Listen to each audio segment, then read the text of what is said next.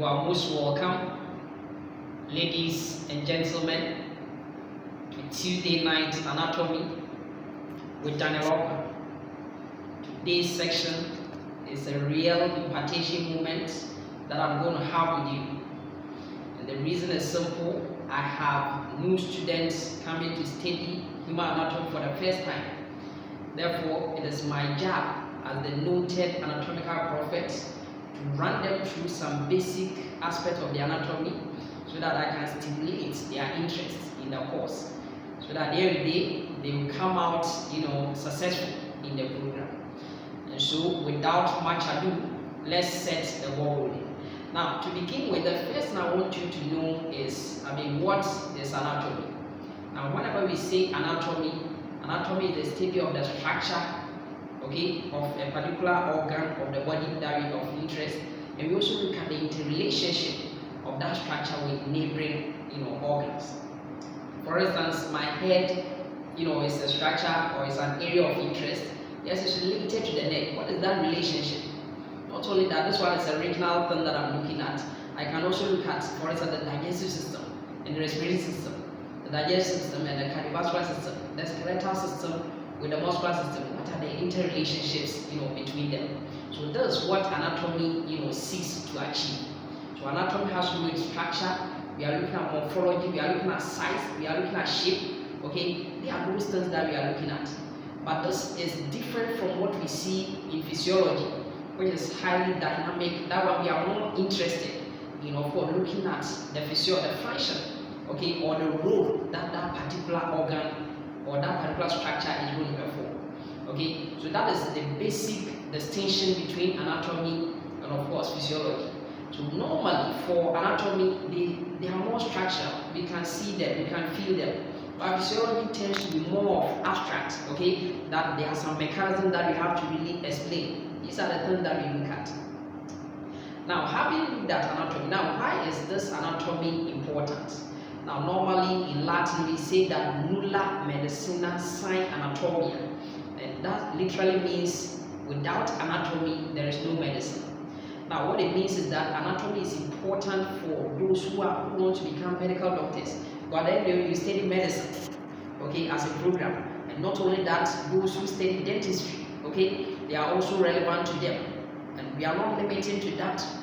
Only we look at those who are offering nursing, midwifery, medical lab technology, sonography, or medical imaging. Those who are in optometry, those who are in herbal medicine, among others, pharmacy people, and all of those individuals.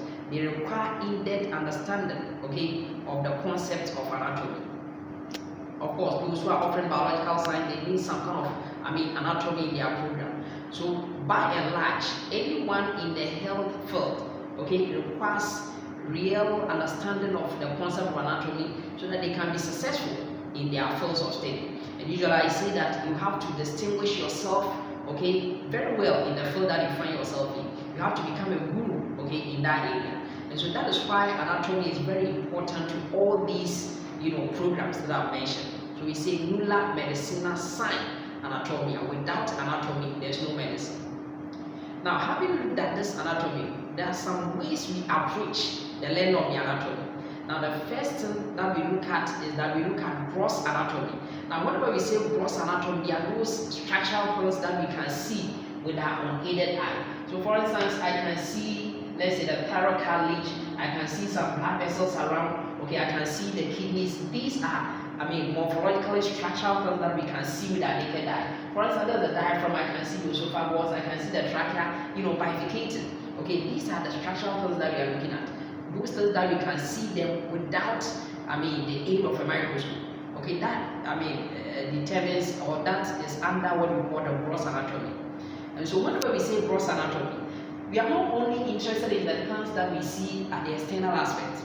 So for instance, if it's the heart, can I see the internal aspect of the heart? So we are not only dealing with what we see outside, but we also go inside. That is the gross anatomy. Once you can see them with your naked eye, it constitutes gross anatomy. Now, because we can see them with the naked eye, it means they are large enough, to be discernible by the human eye. And that is why we can also say that gross anatomy is called macroscopic anatomy. Okay, so macroscopic anatomy. Apart from that, now most of the times these things that we learn, we'll be using what we call dead bodies for them. Okay, human dead bodies, and there are those we call them cadavers. And so for that cadavers, those structures too, we can see them with our naked eye. We can type them, both external structures or internal features of that thing. Okay, and so all these things will constitute that kind of gross anatomy I'm talking about. And that is why gross anatomy, sometimes we can also say cadaveric anatomy. So that is one approach to studying anatomy. Now there's another approach to studying anatomy, and that one is the microscopic anatomy. So if you said that there are certain structures that we can see with our naked eye, it means that there are other ones that we cannot see with our naked eye. We can only see them with the help of a microscope. Now, it's either we are using a light microscope or we are using an electron microscope. So whichever microscope you are using, then it constitutes microscopic anatomy. And there are two major areas of this microscopic anatomy that we talk about. And one of them is what we call cytology. And so whenever we talk about cytology, we are interested in the details of the cell. That is a cytology. And then the next one is what we call histology. And whenever we say histology, it is the study of the tissues. Okay, so pretty soon we will introduce you to the 4 basic tissues that we have. So for instance, we introduce you to what we call epithelial tissue, talk about connective tissue, talk about muscular tissue or muscle tissue, and then of course we talk about nervous tissue. So all these things will be dealing with them. Okay, and that one we cannot see them with our naked eye, and therefore they constitute what we call microscopic anatomy. Now we are not done.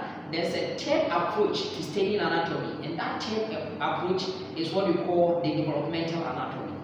How is the body, how are the structures of the body developing?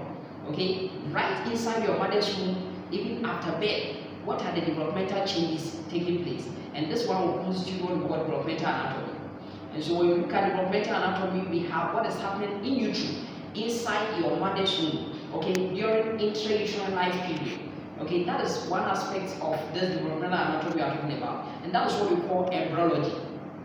Okay, now if you talk about embryology, yes, from the time of conception till about 3 weeks, okay, that one we call the pre-embryonic period.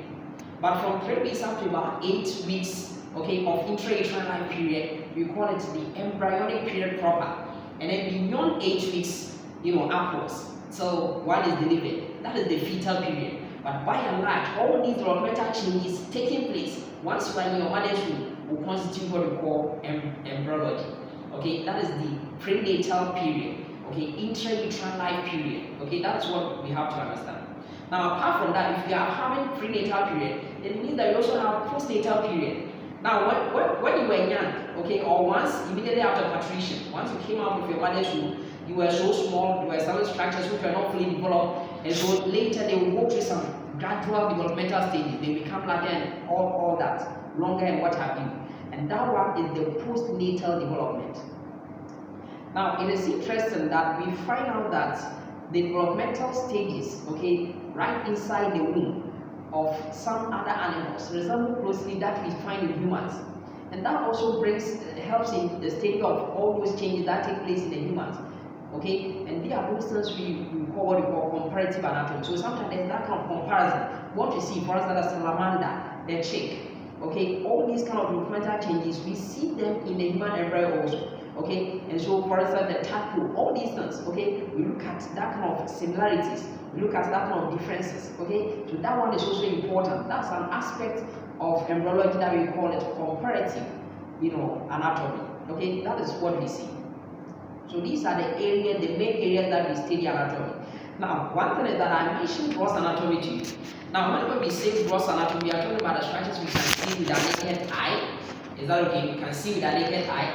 But one thing that you should understand is that now there are 2 main approaches to this gross anatomy. For instance, there are some areas, for instance, I can study my head and neck. So we have head and neck anatomy. We study that one separately.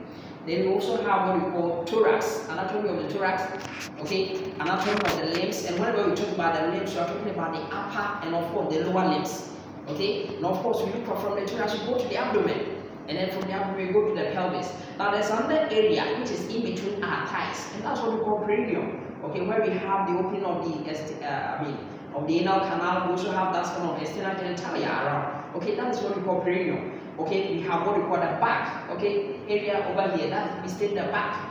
And of course, we also study the gluteal region.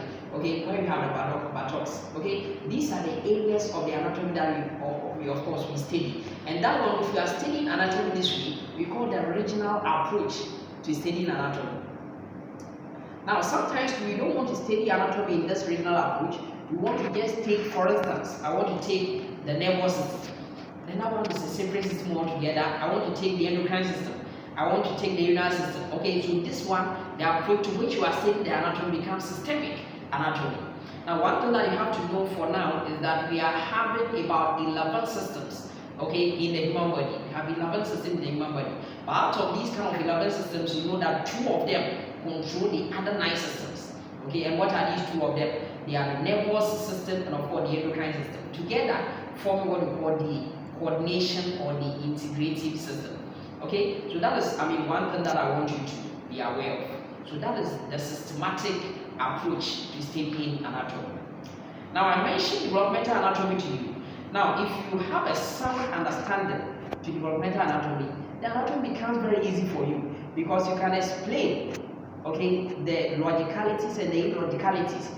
Why is it that there's a particular structure passing here? Why are we seeing this phenomenon? Why is this abnormality taking place?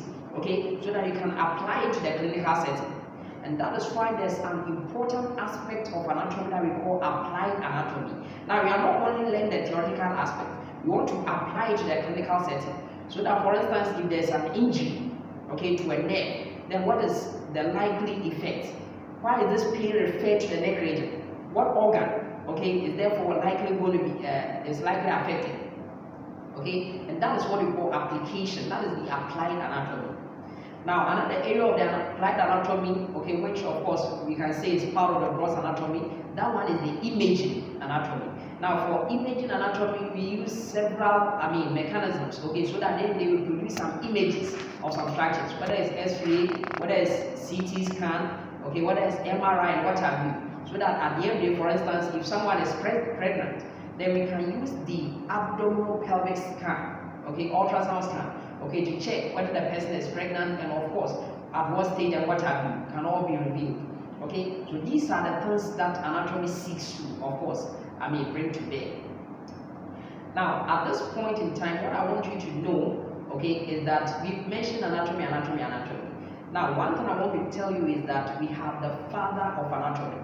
Now, whenever we say father of anatomy, we are talking about those who made substantial, contribution to the study of anatomy. And so, globally, the person who is recognized to be the father of anatomy is what we call Andres Vesalius. But one thing I have to be quick and tell you is that we have what we call the ancient day father of anatomy. And that ancient day father of anatomy is Herophilus. And this guy was relevant in telling us that the brain is the seat of intelligence. And that guy was actually killing, okay, dissecting, of course, criminals' life, okay, and of course using it for his studies. But that wasn't the case for what we call Andres Vesalius, who is the modern day father of anatomy. So you have to understand these kind of things. Now, so we've seen this kind of anatomy, and so what are we talking about? For you to really understand anatomy, there are some basic things that you should be aware of. So by now, I want to stimulate you so that you get some of these concepts with you, so that at the end of the day, you can really understand some of these things. Now, there are certain things we call plane of section. Now, there are 3 planes of sections. Okay, so whichever structure that you will be given, you should be able to tell us which section that you are seeing. Okay, that makes you a very good anatomy student. So, for instance, number 1, the first plane of section that I want you to understand is the sagittal plane. Now, whenever we are talking about sagittal plane, now please try to understand this. Now, this is up or this is upper, and then as I go downwards, I'm going bottom. Now, from the upper region in anatomy, we'll be using the word superior. So, whenever you hear the word superior, then you're talking about the upper portion. And whenever I'm going downwards, I'm going inferior. Okay, so that's one point that I want you to know. Upper is superior, and as I go downwards, I'm going inferior. Now, another term that you can use for upper, as I'm going more upwards, I'm going cranial. Okay, so going upwards is the same as going cranial, and then going downwards is the same as going caudal. So in other words, I can say I am going superior, or I'm going cranial, or I'm going, of course, inferior or caudal. Okay, that is one thing that I want you to know. Now, the first thing that I want you to know is that if I'm cutting, if I'm taking a section, so for instance, just pay attention to what I'm doing. If I'm taking a section from upwards to downwards, okay, vertically, okay, through the body, I'm going from upwards to downwards, so from superior to inferior, through the body, vertically, then, so that at the end of the day, what am I going to do? I'm going to divide the body into, of course, right and of course, left parts. That is what we call sagittal section, or that's the sagittal plane. Okay, sagittal plane. Now, this sagittal plane, we have two kinds. If it's going right through the middle of the body, okay, vertically, from up to down, then we call it mid-sagittal plane. Now, this mid-sagittal plane can therefore be called median plane. Okay, and this median plane, the use will be that it's going to help us divide the body, or divide a particular structure of the body into left and right halves. In other words, it's going to divide the body into left and right equal parts. Okay, that is one thing that we find. That is with sagittal section. Now, just to demonstrate this one for you, for instance, this is the pelvis, and I have the organs too. I have the body and the muscular component as well. So, for instance, they were paired, and then I took a section through it, okay, vertically, from up to down, or even sometimes down to up. So that I divide this part of the body into, of course, left and of course right equal parts. This one is what we call mid-sagittal section, or mid-sagittal plane. That's the section we went through. Okay, so that is one thing. Now, assuming I took this same section, but this time around it didn't go through the midline of the body, but rather it went through a part of the body that is parallel to the midline of the body, then the name will change from mid-sagittal plane to this time to become para-sagittal plane. So that is, another aspect that I want you to know, that this one is the para-sagittal plane. Okay, it means that the para-sagittal plane is divide the body from up to down, or superior, inferiorly, or craniocaudal, whichever direction, vertically, and is dividing the body into left and right parts. This time around, not equal. Unequal parts, okay, will be, produced. So that is the first section that I want you to understand. Now, the second section, or the second plane that I want you to understand, is the coronal plane. Coronal. Now, there's one, suture over here, and that suture actually connects what we call the frontal bone to some bones we call the parietal bone. Now, all these things I'll be taking you through one after the other, so that you really understand all these things. And that, suture is known as coronal suture.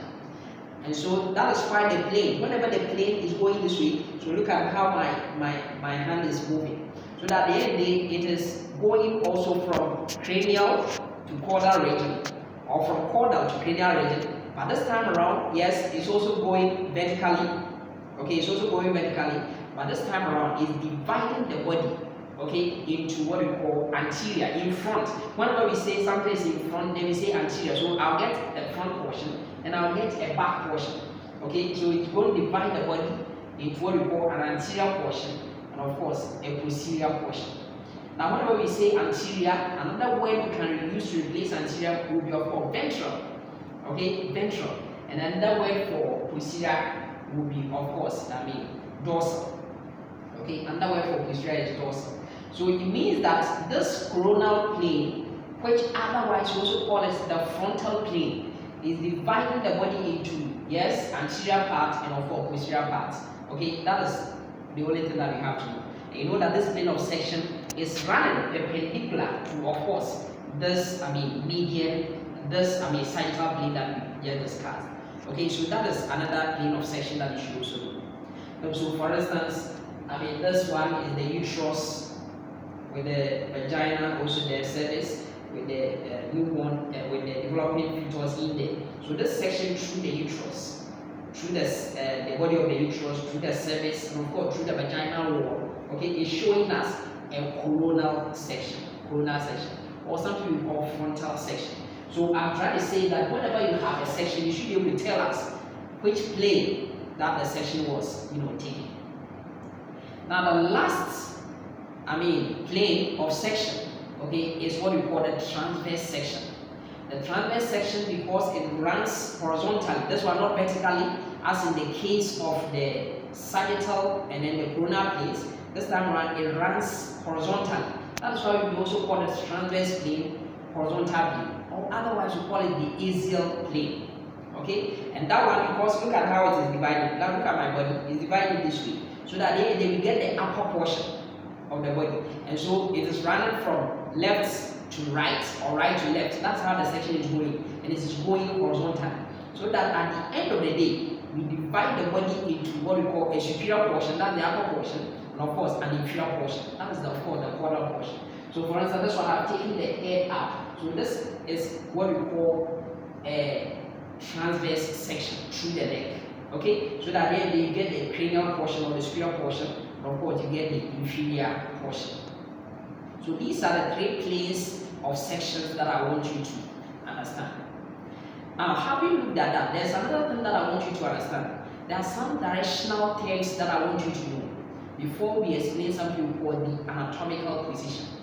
Now, look at what I'm doing. Now, if this is the midline of the body, this is the median plane.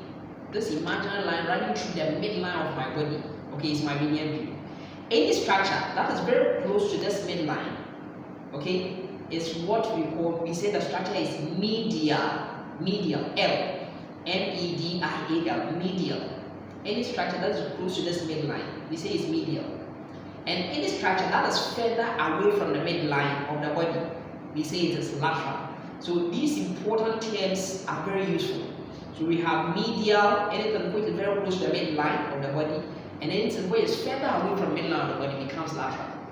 However, if I have a structure which is exactly in the midline, we say it's a median structure.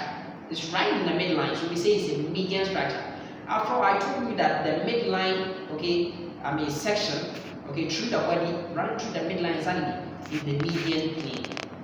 Okay, so that is, one other thing. So therefore, let us look at something.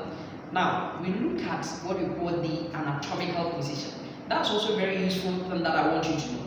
And so I'm going to be in the anatomical position, and then after that, I will explain some slide movement, and then we bring up today's class to a close. Now, if you look at the anatomical position, that's exactly what I am in at the moment. This is the anatomical position. And so whenever we talk about the anatomical position, you over there, you are the observer, you are observing me. And so I stand erect. If you ask me to be in an anatomical position, I have to be erect, I have to stand straight, okay, look at the observer. Is that okay? And what is happening is that my head is forward, okay, and it's at the head level, okay, my eyes are at the head level, horizontally, okay, that is what I see. And then at the end of the day, what is happening is that I have my arms by the sides. So these are my arms. This is the main arm, and this is the forearm by the sides. And one other thing too is that these are my hands. My hands, what is happening is that they've not been turned backwards this way. No, my hands, this is the ventral portion of my hand. So my palm faces forward, okay, or my palms turn ventrally, okay, to the observer. Okay, that's another thing. And then, of course, also my limbs, my lower limbs also by the sides. And then more importantly, now look at something. If I've turned so that at the end of the day my palm faces forward, okay, then what it means is that my palm, okay, look at that palm, it means that my palm will go laterally, okay, it is moving. Now if I compare my palm to the little finger, my little finger tends to come very close to the midline of the body, and therefore my little finger in this case is more medial, and then my palm is more lateral. Okay, that is one thing that we see. And then if you look at my toes, okay, if you look at my feet, what is happening is that you look at my toes, okay, they also point forward. So that this time around, the great toe, okay, my great toe is medial, it's more closer to the midline of the body compared to the lesser toe. Okay, this is what we call the anatomical, position.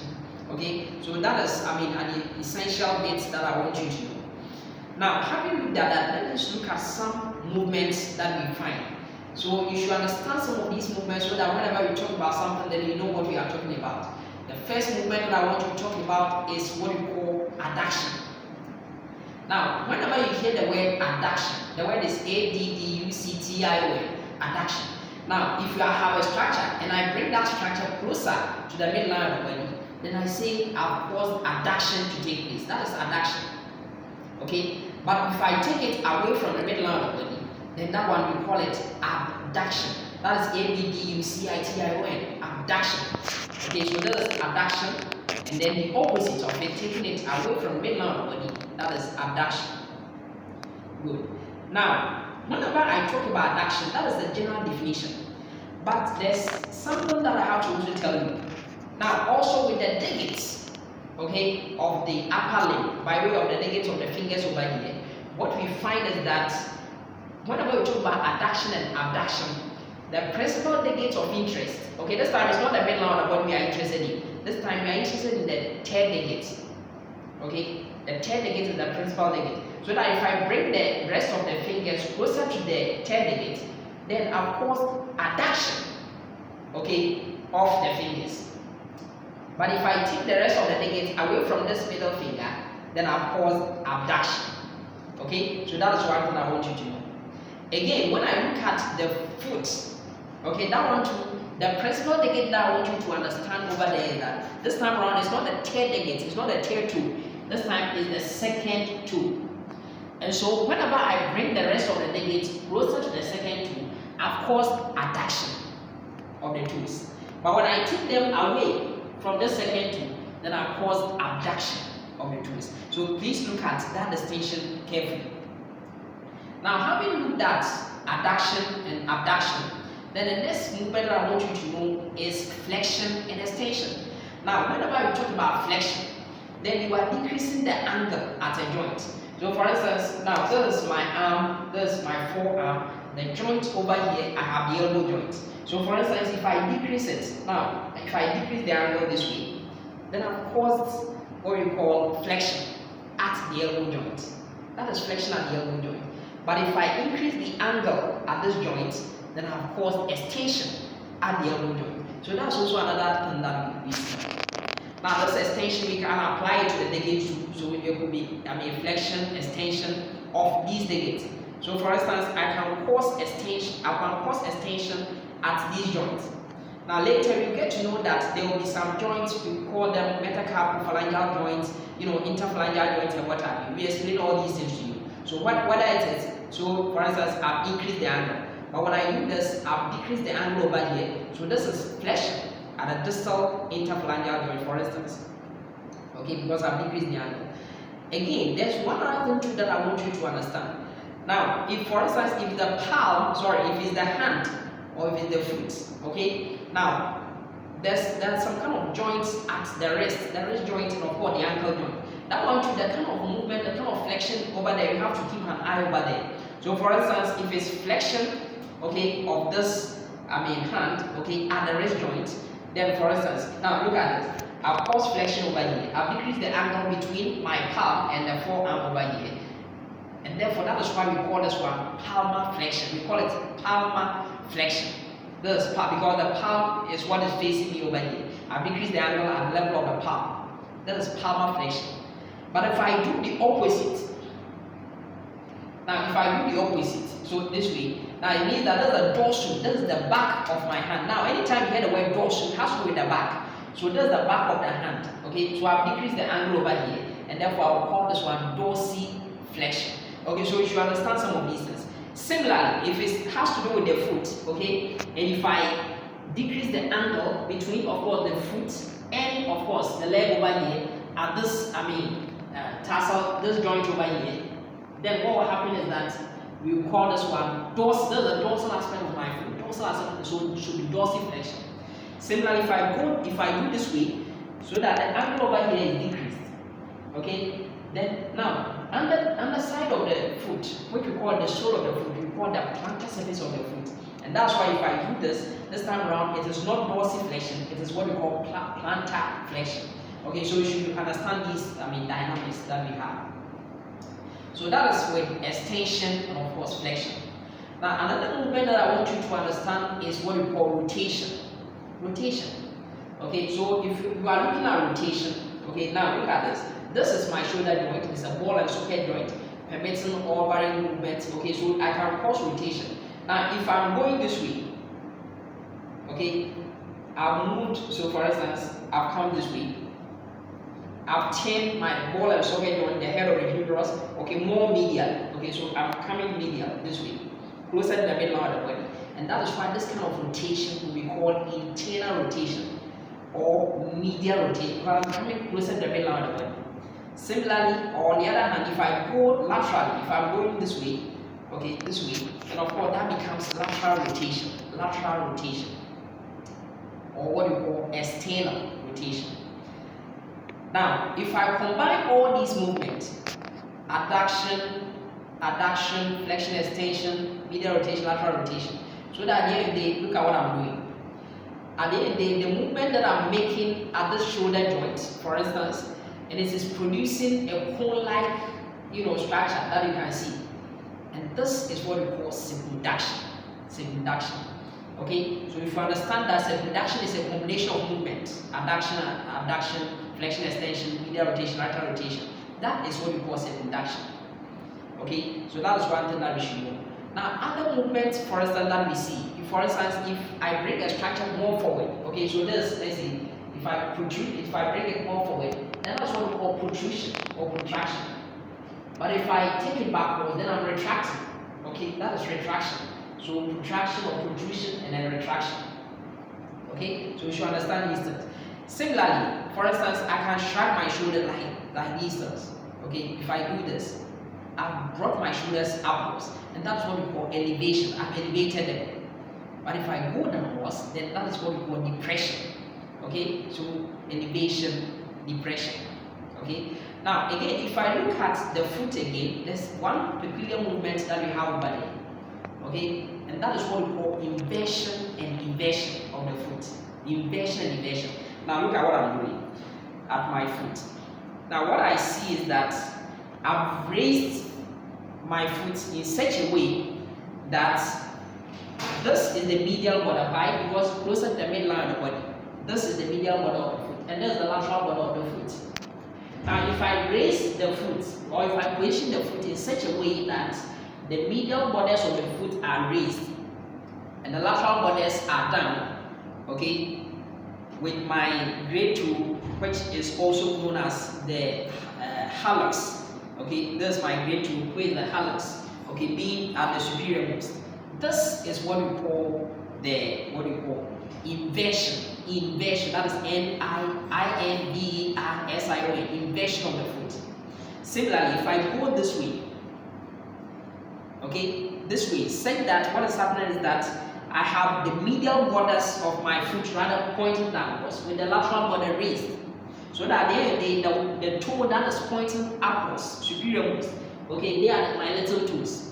This is what we call inversion of the foot. And inversion is E-V-E-R-S-I-O-N, inversion of the foot. Okay, so these are the things that I want you to be aware of. Now, finally, okay, to ensure that at the end of the day you've got some tips with you, I want you to just, go with me so that we identify some, body parts, okay, so that we understand. Now, whenever you talk about the front of the head, okay, little person we say forehead. Simply we call it frontal. That's the frontal part of the head. Okay. Of course, already I've told you that anything that has to do with the head, okay, then we are saying it is cephalic. Okay, so this is cephalic region, the head region. Okay.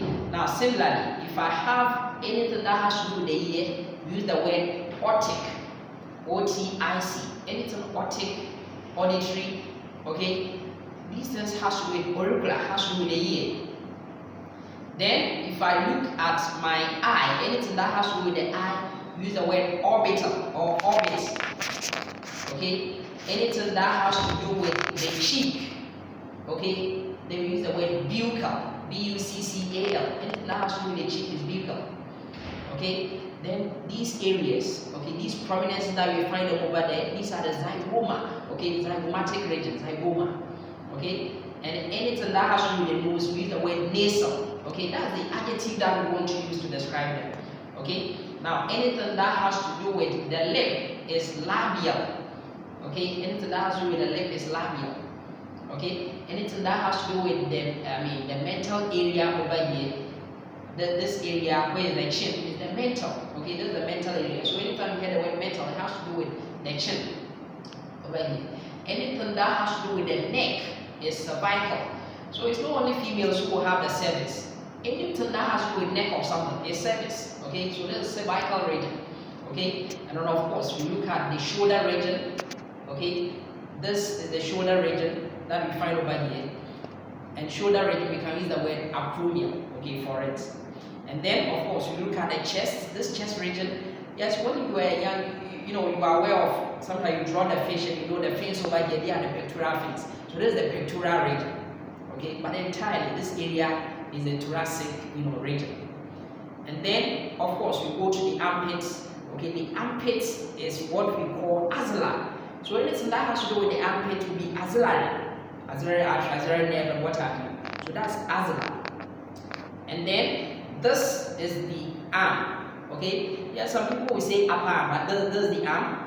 Now this arm that we are looking at, we also call it brachium. Brachium. So for instance, anything that has to do with the arm, brachial artery, the artery running over there, the artery of the arm, for instance. So anything that has to do with the arm is brachium. Now if I come over here, this is the antebrachium. Okay, antebrachium, that's the forearm. Now if I'm transiting from the arm, which is the brachium, to the forearm, the antebrachium, you see that anterior, that's in front. You see that there's a triangular shaped depression over here, and that's what we call the elbow. This elbow, this depression fossa over here, which we call the cubital fossa, okay, is what we call the antecubital. Antecubital. Now if I go the opposite, where I can feel this bony prominence over here, which we call the olecranon, this area is known as the cubital region. This is antecubital, anterior. Posteriorly I have the cubital. Then we said this one is antebrachium. Then this is the wrist. The wrist, there are some bones over there, we call them carpal bones. They are 18 normal. And whenever you say carpal, then of course, the area is called carpal, that's wrist. So anytime you hear the word carpal, it has to do with the wrist. Anytime you hear the word palm, okay, palmar, it has to do with the palm. Then anytime you hear, for fingers, okay, then we say the gate. Of course, we also have the gate for that of the toes also. Okay, now anytime you hear the word back, that is the dorsal. Okay, that's the dorsal. Anything that has to do with these shoulder blades that you find over here, it has to do with scapula. Okay, that is the thing. And then when I come here to the belly region, we say abdomen. And then there's a central point, although very unreliable because it can change. When someone is pregnant, when someone is having pot belly, when someone has just finished eating or is hungry, okay, it can change the position. That is the belly button, which we say navel. Okay, in this case we say umbilical. This is the umbilical region. Okay, so anything that has to do with the belly button over here is umbilical region. Then of course you come over here. This area where is your loin, these are your loins, and the loins represent the lumbar region.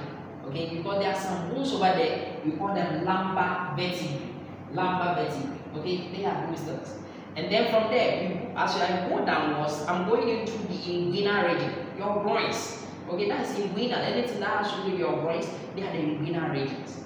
Okay, that is, one thing. And of course, you look at the area where you have your genitals. Okay, the external genitalia and the genital area. Okay, that is what we see. Then you look at your buttocks. Okay, your buttocks region, that is what we call the gluteal region. Gluteal region. And then of course, in between the two gluteal region, there's one bone, this triangular shaped bone, which we call it the sacrum. So this area becomes the sacral region. Already, I've told you that there's a region in between your thighs where you have opening of the anal canal and of course some external genitalia over there. So that area is what we call perineum region. Okay, so please keep an eye on that. That's the perineum. Now, anything that has to do with this area is your pelvis. There's a bone over there, we call it pelvic bone. That's your hip bone. Okay, that is so. Anything that has to do with the hip bone, the adjective we use for it is pelvic. And then when I go downwards, okay, this area is my thigh. And your thigh anatomically, we use the word femoral because there's a very large, the largest bone in the human body, okay, we call it femur, so femoral. And then once I move out from femoral, then I go to, of course, my knee. Now the area of the knee, anteriorly, we see that there's a cap over there which we call a patella, and that is why the anterior area, okay, just below the thigh bone or the femoral region, we have what we call the patella region. Now, if I go posterior to the patella, there's also a small depression over here, and this is what we call popliteal. Now, once I move out from the popliteal, then I go to the leg. This is your leg. Of course, the leg, we know that there are two bones over there. We have what we call the tibia and fibula. Later we see them. Okay, that is your leg. Okay, now your leg, anterior, the entire leg that you find over here, you use the word crural, C-R-U-C-A-L. R-U-C-R-A-L, crural. Okay, so the crural, that's for your leg. Now the posterior aspect of your leg, where we have these kind of, bumps over here, these kind of, projections over here, okay, that we find some people very prominent over there, which are due to the medial lateral heads of gastrocnemius, okay, reinforced by perhaps soleus. Okay, this area is what we call the sural, that is S-U-R-A-L, sural. Now, once I move away from there, then I go to, of course, my ankle. And this area of the ankle, there are some bones over there, okay, we call them tarsal bones. So we say this is the, constitute the tarsal. So the area of where we have the tarsal bones, okay, we call tarsal. Okay, this is the area of the tarsal. And then there's one tarsal bone which forms the rear aspect. Now, whenever I say rear, the most posterior aspect of your foot, okay, and that is what usually some ladies will want to wear high heels so that they will elevate them. And that one is your heel. And that bone over there is called calcaneus. And that is why that region will be called calcaneal. Okay, and then of course this is the entire foot. Okay, that is your foot. Now this foot we are looking at, okay, we use the word pedal. So anytime we talk about foot, we are talking about pedal. Anything that has to do with pedal is the foot. Okay, and then the divots, okay, similarly digiti, like we have for the fingers, okay, the toes, digiti. Now if I look at the inferior aspect, that's the down side of the foot, okay, is what we call the sole of the foot. And this sole of the foot is also known as the plantar surface of the foot. Okay, so at least by and large, try and understand some of these descriptions that we've given. Okay, later we look at all the important things that we have to, really understand over here. Now, I have other videos that, of course, I've done, but we will take, these things, in a simplified manner, so that at the end of the day, you really be able to understand all the concepts that you need to get. I'm very grateful for your time this evening. Have a good night, all of you, and may the good Lord richly bless you. Amen.